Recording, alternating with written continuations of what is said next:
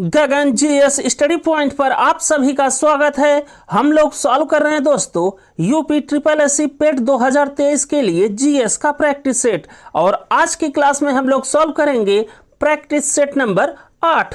तो क्लास शुरू करने से पहले आप सभी दोस्तों से रिक्वेस्ट है कि प्लीज़ आप लोग वीडियो को पूरा देखिएगा और प्लीज़ भाइयों थोड़ा सब्सक्राइबर जरूर बढ़ाइएगा। तो चलिए शुरू करते हैं दोस्तों आज की क्लास।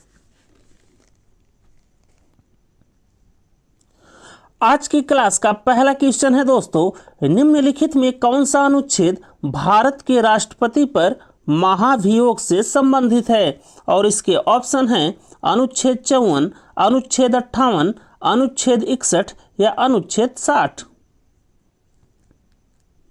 तो इस क्वेश्चन का राइट आंसर हो गया दोस्तों अनुच्छेद 61। ये चीज़ आप लोग ध्यान रखिएगा कि भारत के राष्ट्रपति पर जो महाभियोग या इम्पीचमेंट लाया जाता है वो अनुच्छेद 61 के अंतर्गत लाया जाता है।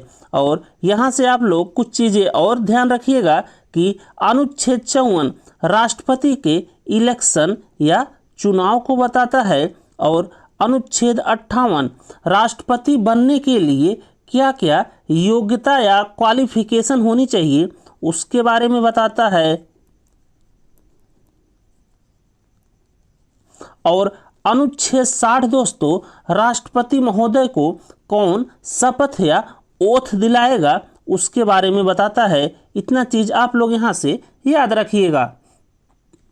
इसके बाद दोस्तों थोड़ा सा इम्पीचमेंट या महाभियोग के बारे में समझ लीजिए कि वो कहाँ लाया जाता है और कैसे लाया जाता है। तो भारत के राष्ट्रपति या प्रेसिडेंट महोदय पर जो इम्पीचमेंट लाया जाता है दोस्तों वो लाया जाता है अनुच्छेद 61 के अंतर्गत। और ये इम्पीचमेंट या महाभियोग दोस्तों संसद के किसी भी सदन में लाया जा सकता है। अर्थात भारतीय संसद में होते हैं दोस्तों दो हाउस या दो सदन। जो ऊपरी सदन होता है दोस्तों उसे बोलते हैं राज्यसभा और जो निचला सदन होता है उसे कहते हैं लोकसभा। तो राष्ट्रपति पर जो महाभियोग लाया जाता है अनुच्छेद 61 के अंतर्गत वो संसद के किसी भी सदन अर्थात या तो लोकसभा में लाया जा सकता है या तो राज्यसभा में लाया जा सकता है।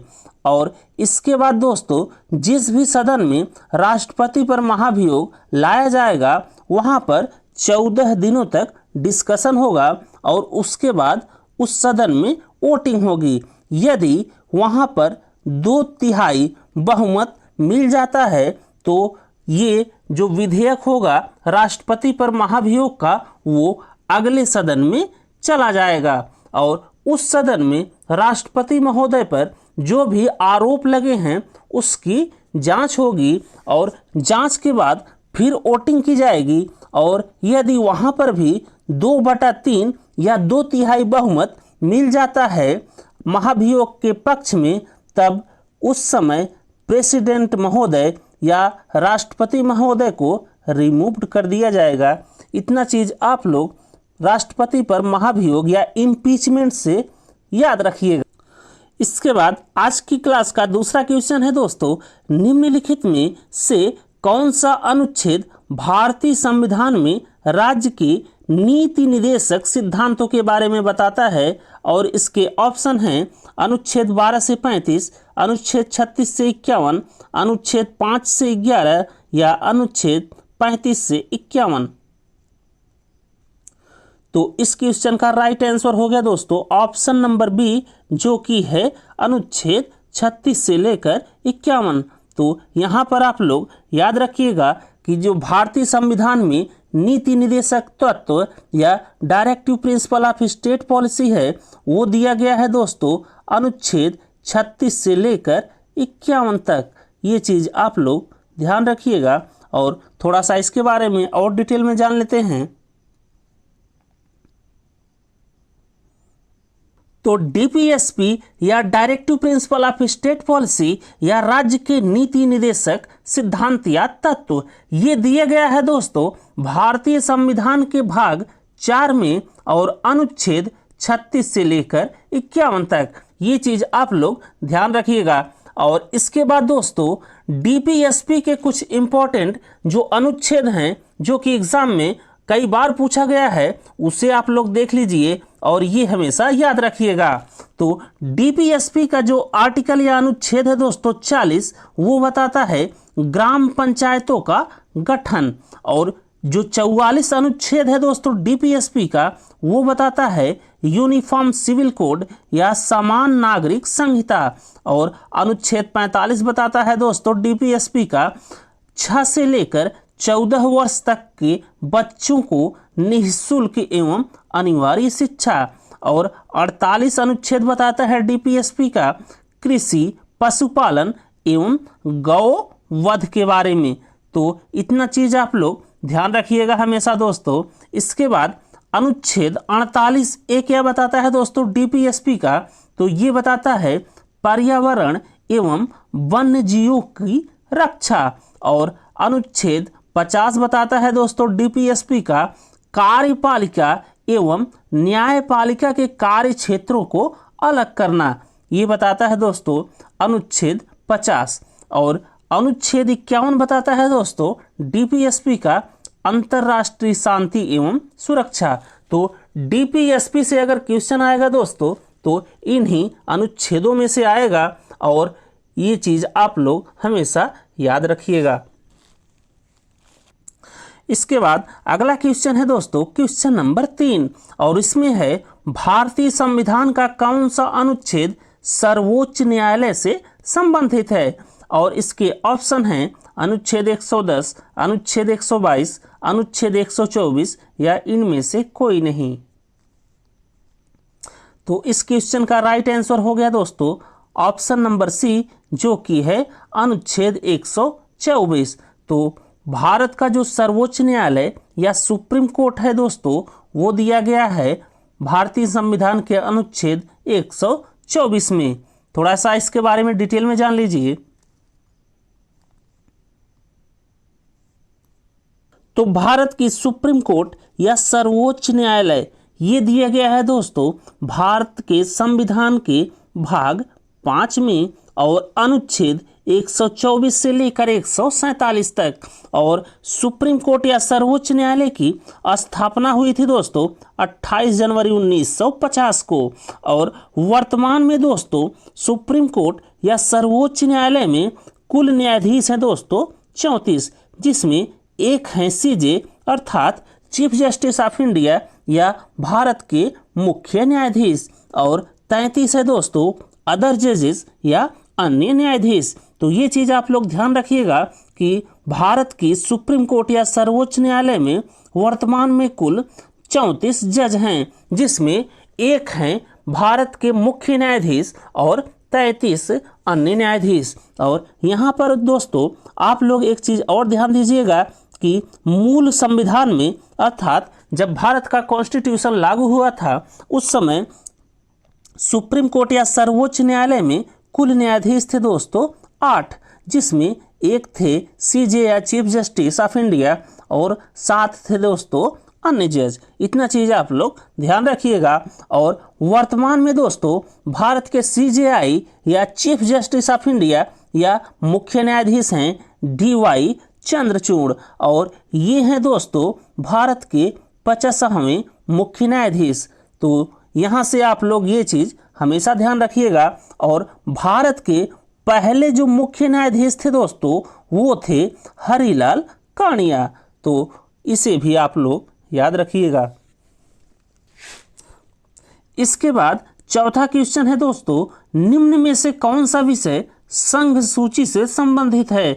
और इसके ऑप्शन हैं रक्षा, जनसंख्या नियंत्रण और परिवार नियोजन, ट्रेड, जानवरों और पक्षियों की सुरक्षा। और चौथा ऑप्शन है दोस्तों जंगली जानवरों और पक्षियों की सुरक्षा। तो इस क्वेश्चन का राइट आंसर हो गया दोस्तों ऑप्शन नंबर ए, जो कि है रक्षा या डिफेंस। तो रक्षा या डिफेंस संबंधित है दोस्तों संघ सूची या यूनियन लिस्ट से। और इसके बाद देख लीजिए आप लोग जो संघ सूची के कुछ महत्वपूर्ण विषय हैं जो कि एग्जाम में आते हैं उसे।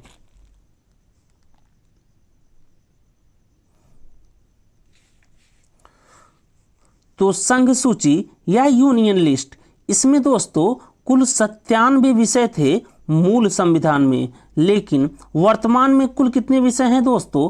तो वर्तमान में संघ सूची या यूनियन लिस्ट में दोस्तों कुल 100 विषय हैं। ये चीज़ आप लोग ध्यान रखिएगा। और इसके बाद संघ सूची के मामले या मैटर दोस्तों जो कि एग्जाम में पूछा जा सकता है वो है रक्षा, नागरिकता, जनगणना, संचार, बैंकिंग, जीवन बीमा, रेलवे, आयात निर्यात, शेयर बाजार या निगम कर।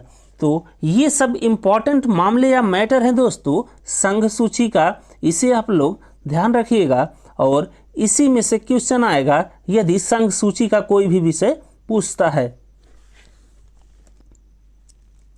इसके बाद अगला क्वेश्चन है दोस्तों क्वेश्चन नंबर 5, और इसमें है किस वर्ष पंचायती राज के प्रावधानों से युक्त 11वीं अनुसूची को संविधान से जोड़ा गया? और इसके ऑप्शन हैं 1980, 1952, 1992 या 1994। तो इस क्वेश्चन का राइट आंसर हो गया दोस्तों ऑप्शन नंबर सी, जो कि है 1992। तो पंचायती राज के प्रावधानों से युक्त दोस्तों 11वीं अनुसूची भारतीय संविधान में जोड़ी गई 1992 में, और ये जोड़ी गई दोस्तों 73वां संविधान संशोधन या कॉन्स्टिट्यूशनल अमेंडमेंट एक्ट के तहत। तो आइए इसके बाद दोस्तों पंचायती राज से संबंधित कुछ और फैक्ट देखते हैं जो कि एग्जाम के दृष्टिकोण से बहुत ही महत्वपूर्ण हैं।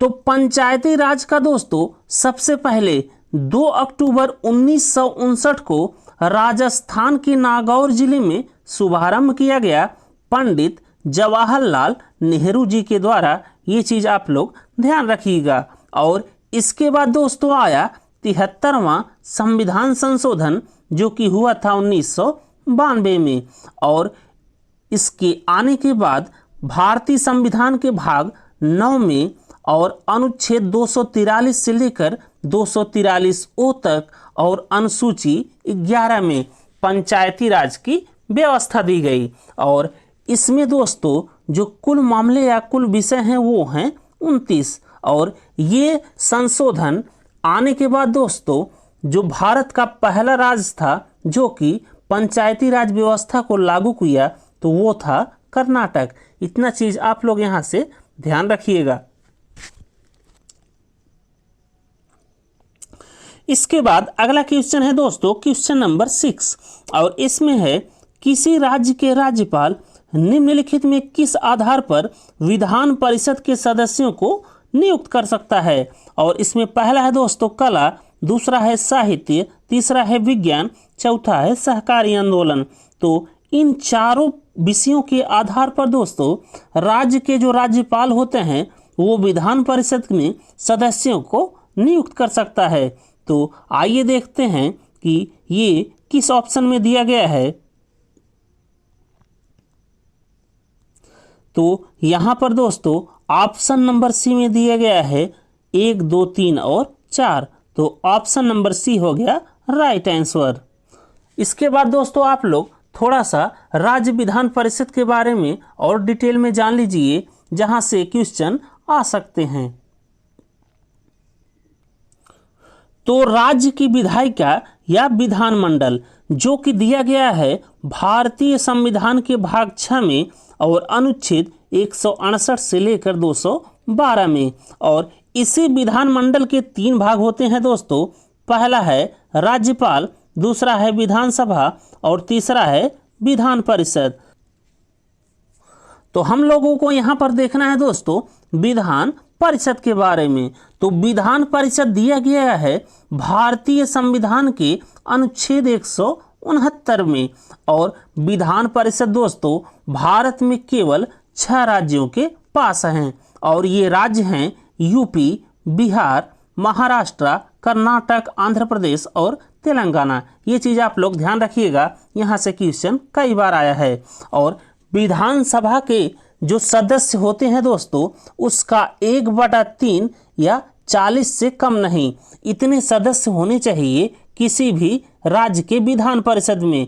तो एक बार और देख लीजिए कि विधानसभा के सदस्यों का 1/3 लेकिन 40 से कम नहीं, इतने सदस्य होने चाहिए किसी भी राज्य के विधान परिषद में।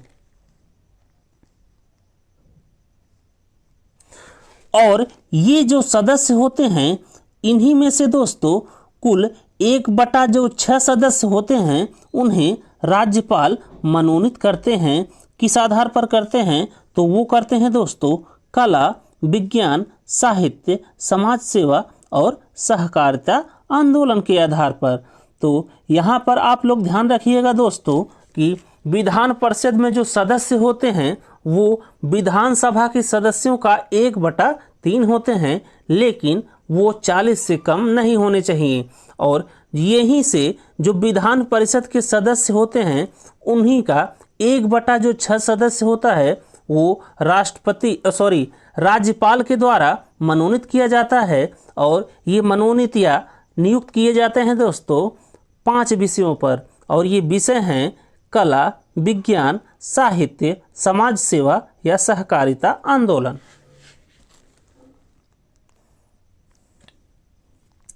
इसके बाद अगला क्वेश्चन है दोस्तों क्वेश्चन नंबर 7, और इसमें है चीनी यात्री फाहियान निम्नलिखित में किसके शासनकाल में भारत आया था? और इसके ऑप्शन हैं समुद्रगुप्त, स्कंदगुप्त, चंद्रगुप्त द्वितीय या कुमारगुप्त।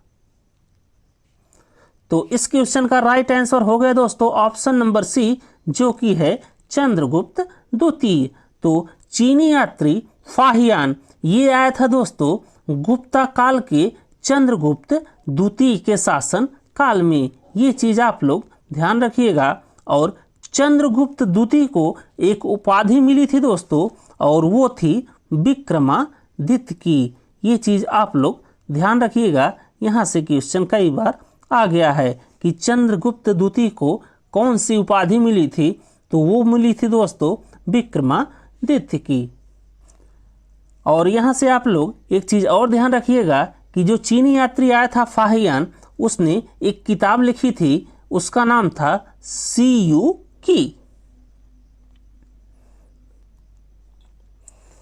इसके बाद अगला क्वेश्चन है दोस्तों क्वेश्चन नंबर 8, और इसमें है हर्षवर्धन के दक्षिण अभियान को निम्नलिखित में से किस चालुक्य राजा ने रोक दिया था? और इसके ऑप्शन हैं पुलकेशियन, पुलकेशियन द्वितीय, कीर्तिवर्मन या इनमें से कोई नहीं। तो इस क्वेश्चन का राइट आंसर हो गया दोस्तों ऑप्शन नंबर बी, जो कि है पुलकेशियन द्वितीय। तो हर्षवर्धन के दक्षिण अभियान को रोक दिया था चालुक्य राजा पुलकेशियन द्वितीय ने। ये चीज आप लोग ध्यान रखिएगा। इसके बाद अगला क्वेश्चन है दोस्तों क्वेश्चन नंबर 9, और इसमें है निम्नलिखित में कहाँ पहले जैन परिषद का आयोजन हुआ था? और इसके ऑप्शन हैं उज्जैन, वल्लभी, पाटलिपुत्र या कौशाम्बी। तो इस क्वेश्चन का राइट आंसर हो गया दोस्तों ऑप्शन नंबर सी, जो कि है पाटलिपुत्र। तो पहले जैन काउंसिल या जैन परिषद का आयोजन हुआ था दोस्तों पाटलिपुत्र में।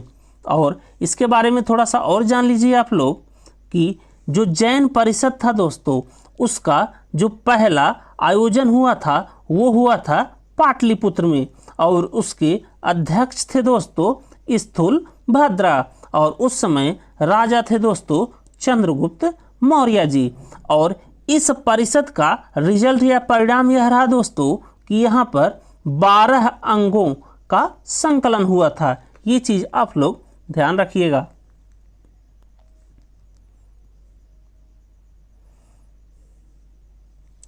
इसके बाद अगला क्वेश्चन है दोस्तों क्वेश्चन नंबर 10, और इसमें है किस मुगल शासक ने अपनी राजधानी आगरा से दिल्ली कर दिया था? और इसके ऑप्शन हैं अकबर, बाबर, शाहजहां या औरंगजेब।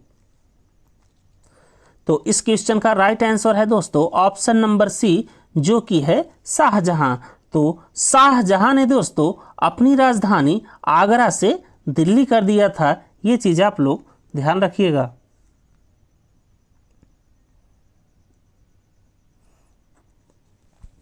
इसके बाद अगला क्वेश्चन है दोस्तों क्वेश्चन नंबर 11 और इसमें है निम्नलिखित में किसके शासन काल में इब्न बतूता भारत आया था। और इसके ऑप्शन हैं बलबन, मोहम्मद बिन तुगलक, घियासुद्दीन तुगलक या खिज्र खां।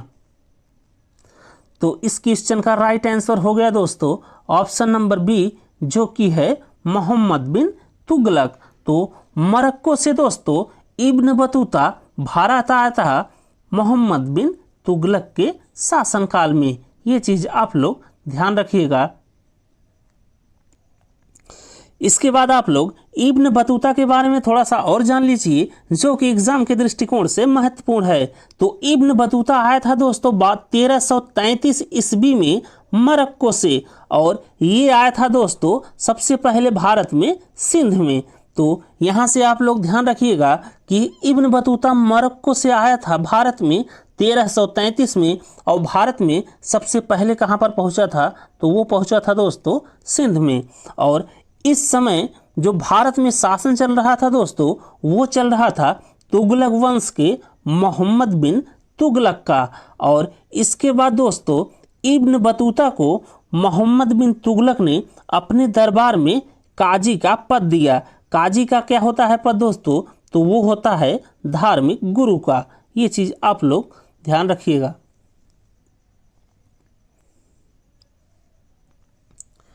इसके बाद अगला क्वेश्चन है दोस्तों क्वेश्चन नंबर 12 और इसमें है निम्नलिखित में किस नेता ने कानपुर में 1857 के विद्रोह का नेतृत्व किया। और इसके ऑप्शन हैं नाना साहब, तात्या टोपे, अजीमुल्ला खान या ये सभी। तो यहाँ पर ऑप्शन नंबर डी सही हो जाएगा दोस्तों, क्योंकि इन सभी लोगों ने कानपुर में 1857 के विद्रोह का नेतृत्व किया था। और इसके बाद आप लोग थोड़ा सा और देख लीजिए, जो कानपुर में विद्रोह हुआ था 1857 का, वहाँ पर दोस्तों नेतृत्व कर रहे थे नाना साहब, तात्या टोपे और अजीमुल्ला खान। और ये नाना साहब थे दोस्तों बाजीराव द्वितीय के लड़के, और इन्हें कहा जाता है कि ये अंतिम पेशवा थे मराठा के। तो यहाँ से आप लोग इन चीज़ों को ध्यान रखिएगा। और इस विद्रोह का दबाने का काम किया था दोस्तों ब्रिटिश ईस्ट इंडिया कंपनी की तरफ से कॉलिन कैंपबेल। इसके बाद अगला क्वेश्चन है दोस्तों क्वेश्चन नंबर 13 और इसमें है निम्नलिखित में किस वायसराय के समय में साइमन कमीशन की नियुक्ति की गई थी। और इसके ऑप्शन हैं Lord Linlithgow, Lord Dalhousie, Lord Irwin या लॉर्ड हार्डिंग। तो इस क्वेश्चन का राइट आंसर हो जाएगा दोस्तों ऑप्शन नंबर सी, जो कि है लॉर्ड इरविन। तो यहाँ पर आप लोग ध्यान रखिएगा कि साइमन कमीशन की नियुक्ति की गई थी दोस्तों भारत में लॉर्ड इरविन वायसराय जो थे उनके शासन के समय में। और साइमन के कमीशन के बारे में थोड़ा सा और जान लीजिए आप लोग कि साइमन कमीशन की नियुक्ति हुई थी दोस्तों 1927 में, और उस समय भारत के वायसराय थे लॉर्ड इरविन। और इस जो कमीशन बना था साइमन कमीशन, इसे भारतीयों ने स्वीकार नहीं किया था, क्योंकि इस कमीशन में दोस्तों कोई भी भारतीय शामिल नहीं था। सभी के सभी मेंबर या सदस्य जो थे वो थे ब्रिटिशर्स। इसके बाद अगला क्वेश्चन है दोस्तों क्वेश्चन नंबर 14 और इसमें है वायसराय लॉर्ड विलिंगटन के शासनकाल में निम्नलिखित में से कौन सी घटनाएं हुई थी। और इसके ऑप्शन है दोस्तों पहला, भारतीय सैन्य अकादमी की स्थापना देहरादून में की गई। तो ये सही है दोस्तों, लॉर्ड विलिंगटन के शासनकाल में भारतीय सैन्य अकादमी की स्थापना की गई देहरादून में। और उसके बाद दूसरा है दोस्तों पूना पैक्ट पर समझौता। तो ये भी सत्य है दोस्तों, पूना पैक्ट पर समझौता हुआ था इसी के शासनकाल में, जो कि हुआ था गांधी जी और अंबेडकर जी के बीच में। और तीसरा जो गोलमेज सम्मेलन आयोजित किया गया था वो भी किया गया था लॉर्ड विलिंगटन के शासनकाल में। और भारत में दोस्तों भारत सरकार अधिनियम 1935 भी पारित किया गया लॉर्ड विलिंगटन के शासन काल में। तो यहाँ पर चारों कथन सत्य हैं। तो यहाँ पर सही आंसर हो जाएगा दोस्तों ऑप्शन नंबर सी, जो कि है 1, 2, 3 और 4। इसके बाद थोड़ा सा इस क्वेश्चन से संबंधित कुछ और महत्वपूर्ण पॉइंट आप लोग देख लीजिए दोस्तों। तो इंडियन मिलिट्री एकेडमी या भारतीय सैन्य अकादमी, इसकी स्थापना हुई थी दोस्तों देहरादून में 1932 में, और पूना पैक्ट या पूना समझौता हुआ था गांधी जी और अंबेडकर जी के बीच में 24 सितंबर 1932 को। और तीसरा राउंड टेबल कॉन्फ्रेंस या गोल मेज सम्मेलन ये हुआ था दोस्तों 1932 में। और गवर्नमेंट ऑफ इंडिया जो एक्ट या अधिनियम पास हुआ था दोस्तों वो हुआ था 1935 में। तो ये सब घटनाएं घटित हुई थी दोस्तों जो वायसराय थे लॉर्ड वेलिंगटन, और इनका शासन चला था 1931 से लेकर 1936 तक। तो यहाँ पर आप लोग इन सभी चीज़ों को ध्यान रखिएगा। इसके बाद अगला क्वेश्चन है दोस्तों क्वेश्चन नंबर 15, और इसमें है भारत छोड़ो आंदोलन की नायिका के रूप में किसे जाना जाता है। और इसके ऑप्शन हैं सरोजनी नायडू, अरुणा आसफ अली, सुचेता कृपलानी या रानी इंदु देवी। तो इस क्वेश्चन का राइट आंसर हो गया दोस्तों ऑप्शन नंबर बी, जो कि है अरुणा आसफ अली। तो भारत छोड़ो आंदोलन या क्वाइट इंडिया मूवमेंट जो कि स्टार्ट हुआ था दोस्तों 18 अगस्त 1942 को, उसकी हीरोइन या नायिका के रूप में जाना जाता है दोस्तों अरुणा आसफ अली को। और ये अरुणा आसफ अली हैं दोस्तों, ये जो कांग्रेस का सीक्रेट रेडियो स्टार्ट हुआ था उसकी भी सदस्य थी। ये चीज़ आप लोग ध्यान रखिएगा। इसके बाद अगला क्वेश्चन है क्वेश्चन नंबर 16, और इसमें है निम्नलिखित में कौन सा समाचार पत्र बाल गंगाधर तिलक द्वारा शुरू किया गया। और इसके ऑप्शन हैं the Hindu, the statesman, the Tribune या केसरी। तो इस क्वेश्चन का राइट आंसर हो गया दोस्तों ऑप्शन नंबर डी, जो कि है केसरी। तो जो केसरी समाचार पत्र था दोस्तों ये शुरू किया गया बाल गंगाधर तिलक जी के द्वारा। ये चीज़ आप लोग ध्यान रखिएगा। और इसी क्वेश्चन से संबंधित और भी कुछ मुख्य बिंदु हैं उसे आप लोग देख लीजिए दोस्तों। तो बाल गंगाधर तिलक ने दोस्तों 1881 में पुणे में 2 समाचार पत्र निकाले, और इसमें पहला था मराठा जो कि प्रकाशित हुआ दोस्तों इंग्लिश में, और दूसरा था केसरी जो कि प्रकाशित हुआ मराठी लैंग्वेज में। तो इन दोनों समाचार पत्रों को आप लोग ध्यान रखिएगा, जिसे बाल गंगाधर तिलक जी ने 1881 में पुणे में निकाला था, क्योंकि ये एग्जाम के लिए बहुत ही महत्वपूर्ण है। इसके बाद अगला क्वेश्चन है दोस्तों क्वेश्चन नंबर 17, और इसमें है किस पंचवर्षीय योजना ने राजमार्गों को भारतीय बुनियादी ढांचे में जोड़ा। और इसके ऑप्शन हैं तीसरा, चौथा, पांचवा या छठवां। तो इस क्वेश्चन का राइट आंसर हो जाएगा दोस्तों ऑप्शन नंबर सी, जो कि है पांचवा। तो 5वीं पंचवर्षीय योजना ने दोस्तों राजमार्गों को भारत की बुनियादी ढांचे में जोड़ा, और ये 5वां पंचवर्षीय योजना चला था दोस्तों 1974 से लेकर 1979 तक। ये चीज़ आप लोग ध्यान रखिएगा। इसके बाद अगला क्वेश्चन है दोस्तों क्वेश्चन नंबर 18, और इसमें है भारत में शीर्ष इस्पात उत्पादक राज्य कौन है। और इसके ऑप्शन हैं केरल, उड़ीसा, असम या बंगाल। तो इस क्वेश्चन का राइट आंसर हो जाएगा दोस्तों ऑप्शन नंबर बी, जो कि है उड़ीसा। ये चीज़ आप लोग ध्यान रखिएगा कि भारत का जो शीर्ष इस्पात उत्पादक राज्य है वो है उड़ीसा। इसके बाद अगला क्वेश्चन है दोस्तों क्वेश्चन नंबर 19 और इसमें है प्रधानमंत्री किसान संपदा योजना का शुभ आरंभ कब किया गया, और इसके ऑप्शन हैं 2017, 2014, 2015 या 2016। तो इस क्वेश्चन का राइट आंसर हो गया दोस्तों ऑप्शन नंबर ए जो कि है 2017। तो प्रधानमंत्री किसान संपदा योजना का शुभ आरंभ किया गया दोस्तों 2017 में। ये चीज़ आप लोग ध्यान रखिएगा कि PMKSY या प्रधानमंत्री किसान संपदा योजना का शुभारंभ किया गया था 2017 में। इसके बाद अगला क्वेश्चन है दोस्तों क्वेश्चन नंबर 20 और इसमें है भारतीय राष्ट्रीय आय का मुख्य स्रोत क्या है, और इसके ऑप्शन हैं कृषि क्षेत्र, व्यापार क्षेत्र, सेवा क्षेत्र या इनमें से कोई नहीं।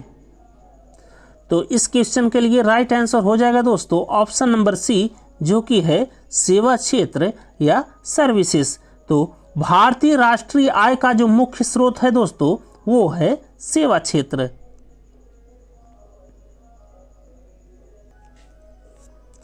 इसके बाद अगला क्वेश्चन है दोस्तों क्वेश्चन नंबर 21 और इसमें है किस संस्थान ने भीम app open source license model पेश किया, और इसके ऑप्शन हैं नीति आयोग, NPCI, RBI या सेबी। तो इस क्वेश्चन का राइट आंसर हो गया दोस्तों ऑप्शन नंबर बी जो कि है NPCI। तो NPCI या National Payment Corporation of India ने दोस्तों भीम app open source license model पेश किया। ये चीज़ आप लोग ध्यान रखिएगा। यहाँ पर दोस्तों NPCI का फुल फॉर्म है national Payment Corporation of India. तो NPCI या National Payment Corporation of India. इसके बाद अगला क्वेश्चन है दोस्तों क्वेश्चन नंबर 22 और इसमें है तंत्रिका तंत्र या नर्वस सिस्टम निम्नलिखित से बना होता है, और इसके ऑप्शन हैं दिमाग या ब्रेन, रीढ़ की हड्डी या स्पाइनल कॉर्ड, नसें या नर्व्स या उपरोक्त सभी। तो इस क्वेश्चन के लिए राइट आंसर हो गया दोस्तों ऑप्शन नंबर डी जो कि है उपरोक्त सभी। तो जो तंत्रिका तंत्र या नर्वस सिस्टम होता है दोस्तों वो मिलकर बना होता है दिमाग से या ब्रेन से, उसके बाद स्पाइनल कॉर्ड या रीढ़ की हड्डी से और नसों से। ये चीज़ आप लोग ध्यान रखिएगा। इसके बाद अगला क्वेश्चन है दोस्तों क्वेश्चन नंबर 23 और इसमें है द्रव के सापेक्ष घनत्व मापने के लिए निम्नलिखित में कौन सा उपकरण प्रयोग किया जाता है, और इसके ऑप्शन हैं हाइग्रोमीटर, हाइड्रोमीटर, लैक्टोमीटर या सिस्मोग्राफ।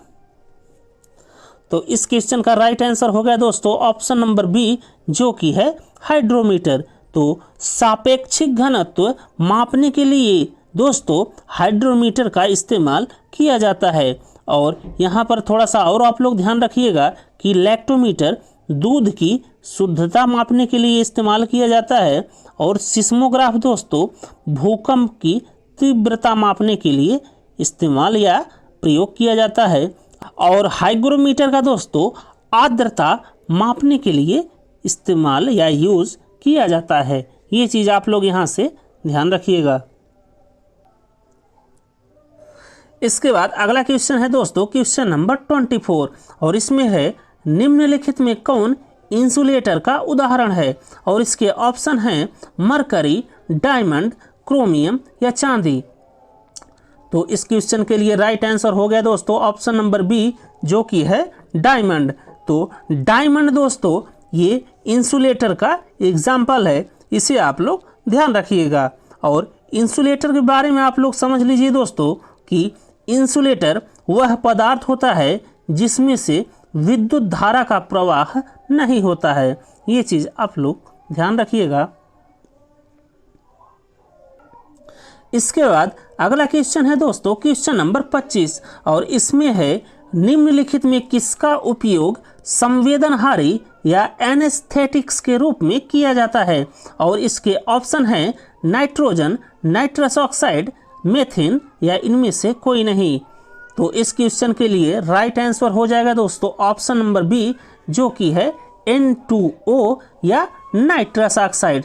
तो नाइट्रस ऑक्साइड का दोस्तों एनेस्थीसिया या संवेदनहारी के रूप में इस्तेमाल किया जाता है बेसिकली सर्जरी करने के दौरान। ये चीज़ आप लोग ध्यान रखिएगा।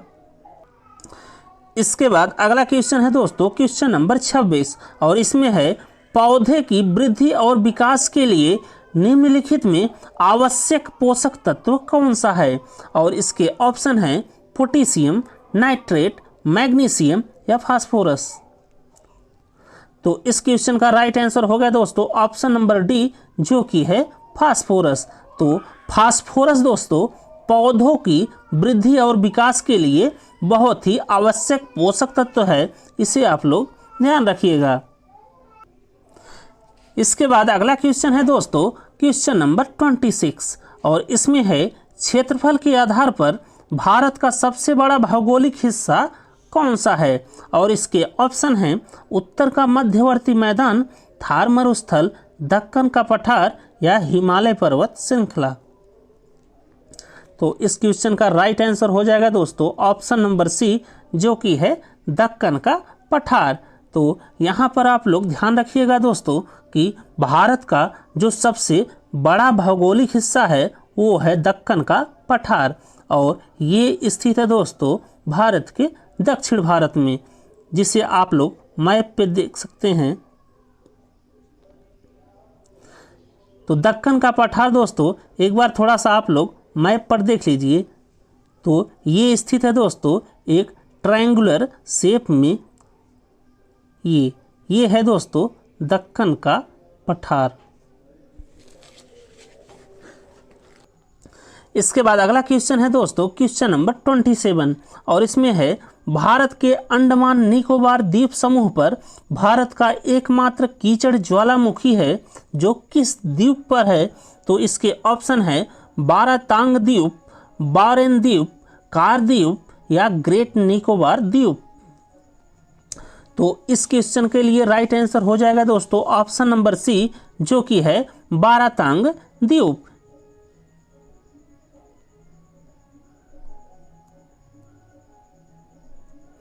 इसके बाद अगला क्वेश्चन है दोस्तों क्वेश्चन नंबर 28 और इसमें है भारत के किस राज्य की समुद्री सीमा सबसे अधिक है। और इसके ऑप्शन है दोस्तों केरल, बंगाल, महाराष्ट्र या गुजरात। तो इस क्वेश्चन के लिए राइट आंसर हो गया दोस्तों ऑप्शन नंबर डी, जो कि है गुजरात।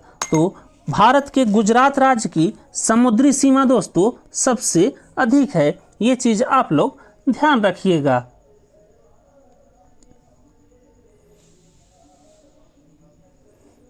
इसके बाद अगला क्वेश्चन है दोस्तों क्वेश्चन नंबर 29 और इसमें है निम्नलिखित में से कर्क रेखा किस राज्य से होकर गुजरती है।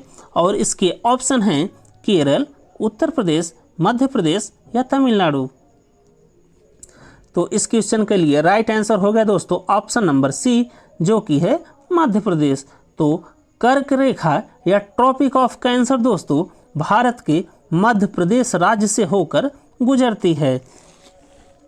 थोड़ा सा आप लोग कर्क रेखा के बारे में जान लीजिए कि जो ट्रॉपिक ऑफ कैंसर या कर्क रेखा होती है वो भारत के कुल 8 राज्यों से होकर गुजरती है। और ये 8 राज्य हैं दोस्तों गुजरात, राजस्थान, मध्य प्रदेश, छत्तीसगढ़, झारखंड, पश्चिम बंगाल, त्रिपुरा और मिजोरम।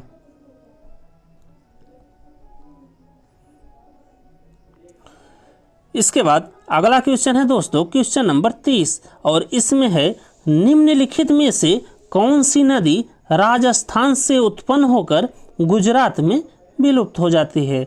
और इसके ऑप्शन हैं गोदावरी, लूनी, तापी या मानस। तो इस क्वेश्चन के लिए राइट आंसर हो गया दोस्तों ऑप्शन नंबर बी, जो कि है लूनी। तो लूनी जो नदी है दोस्तों वो राजस्थान से निकलती है और गुजरात के कच्छ में विलुप्त हो जाती है, ये चीज़ हमेशा ध्यान रखिएगा। आइए थोड़ा सा इसके बारे में और जान लेते हैं। तो लूनी नदी दोस्तों पश्चिम राजस्थान के अरावली पर्वत या पुष्कर से निकलती है और ये लूनी नदी दोस्तों 530 किलोमीटर बहने के बाद कच्छ गुजरात में विलुप्त हो जाती है। ये चीज़ आप लोग ध्यान रखिएगा। इसके बाद अगला क्वेश्चन है दोस्तों क्वेश्चन नंबर 31 और इसमें है गंगा की मुख्य शाखा को बांग्लादेश में किस नाम से जाना जाता है। तो इसके ऑप्शन है सरस्वती, मेघना, पद्मा या कालीगंगा। तो इस क्वेश्चन के लिए राइट आंसर हो गया दोस्तों ऑप्शन नंबर बी जो कि है पद्मा। तो गंगा की मुख्य शाखा को बांग्लादेश में जाना जाता है पद्मा के नाम से। ये चीज़ आप लोग ध्यान रखिएगा। इसके बाद अगला क्वेश्चन है दोस्तों क्वेश्चन नंबर 32 और इसमें है उज्बेकिस्तान की मुद्रा का क्या नाम है। और इसके ऑप्शन हैं रियाल, सोम, न्यू शेकेल या युआन। तो इस क्वेश्चन का राइट आंसर हो गया दोस्तों ऑप्शन नंबर बी जो कि है सोम। तो उज्बेकिस्तान की मुद्रा का नाम है दोस्तों सोम और उज्बेकिस्तान की राजधानी है दोस्तों ताशकंद। ये चीज़ आप लोग याद रखिएगा कि उज्बेकिस्तान की मुद्रा है सोम और उसकी राजधानी है ताशकंद। और ये युआन मुद्रा है दोस्तों चीन की और चीन की राजधानी है बीजिंग। और न्यू शेकेल ये मुद्रा है दोस्तों इजराइल की जहाँ की राजधानी है जेरूसलम। और ये रियाल है दोस्तों तो ये मुद्रा है दोस्तों ओमान की और ओमान की राजधानी है मस्कट। इसके बाद अगला क्वेश्चन है दोस्तों क्वेश्चन नंबर 33 और इसमें है राष्ट्रीय विज्ञान दिवस किस दिन मनाया जाता है। और इसके ऑप्शन हैं 14 सितंबर, 28 फरवरी, 29 अगस्त या 2 दिसंबर। तो इस क्वेश्चन के लिए राइट आंसर हो गया दोस्तों ऑप्शन नंबर बी जो कि है 28 फरवरी। तो राष्ट्रीय विज्ञान दिवस मनाया जाता है दोस्तों 28 फरवरी को। ये चीज़ आप लोग हमेशा ध्यान रखिएगा। और 14 सितंबर को मनाया जाता है दोस्तों हिंदी दिवस और 29 अगस्त को मनाया जाता है दोस्तों खेल दिवस और 2 दिसंबर को मनाया जाता है दोस्तों कंप्यूटर साक्षरता दिवस। ये चीज़ आप लोग ध्यान रखिएगा कि 14 सितंबर को मनाया जाता है हिंदी दिवस और 28 फरवरी को मनाया जाता है राष्ट्रीय विज्ञान दिवस, 29 अगस्त को मनाया जाता है खेल दिवस और 2 दिसंबर को मनाया जाता है कंप्यूटर साक्षरता दिवस।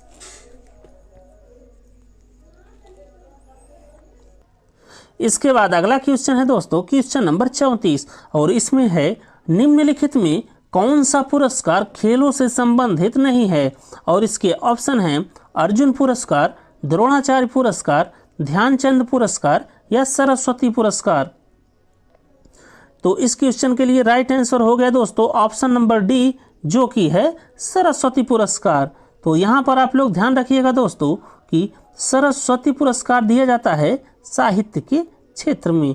बाकी और जितने भी दिए गए हैं वो दिए जाते हैं खेल के क्षेत्र में। इसके बाद अगला क्वेश्चन है दोस्तों क्वेश्चन नंबर 36 और इसमें है अंतर्राष्ट्रीय ओलंपिक समिति का मुख्यालय कहाँ स्थित है। और इसके ऑप्शन हैं जिनेवा, लुसाने, रोम या द हेग। तो इस क्वेश्चन के लिए राइट आंसर है दोस्तों ऑप्शन नंबर बी जो कि है लुसाने। तो अंतर्राष्ट्रीय ओलंपिक समिति का जो मुख्यालय या हेडक्वार्टर है दोस्तों वो है लुसाने स्विट्जरलैंड में। ये चीज़ आप लोग ध्यान रखिएगा। इसके बाद अगला क्वेश्चन है दोस्तों क्वेश्चन नंबर 37 और इसमें है निम्नलिखित में कौन सा एक शास्त्रीय नृत्य नहीं है। और इसके ऑप्शन हैं गरबा, कुचिपुड़ी, मोहिनीअट्टम या मणिपुरी। तो इस क्वेश्चन के लिए राइट आंसर है दोस्तों ऑप्शन नंबर ए जो कि है गरबा। तो गरबा दोस्तों शास्त्रीय नृत्य नहीं है। बाकी कुचिपुड़ी, मोहिनीअट्टम और मणिपुरी ये सब शास्त्रीय नृत्य हैं।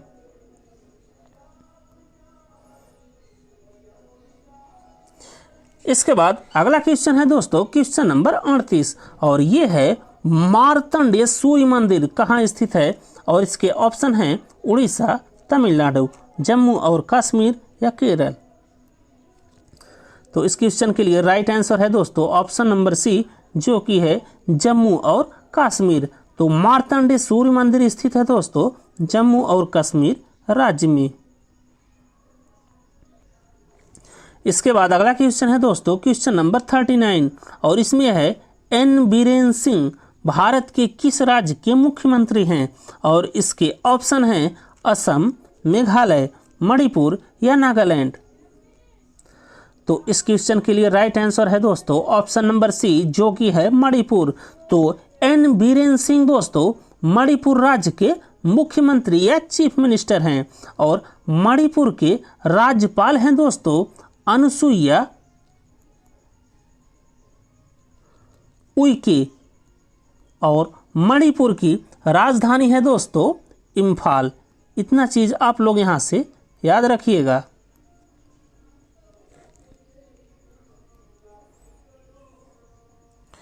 इसके बाद आज के क्लास का लास्ट क्वेश्चन है दोस्तों क्वेश्चन नंबर 40 और इसमें है इंडिया विंस फ्रीडम निम्नलिखित में किसकी आत्मकथा है, और इसके ऑप्शन हैं एपीजे अब्दुल कलाम, अबुल कलाम आजाद, पंडित जवाहरलाल नेहरू या अटल बिहारी वाजपेयी।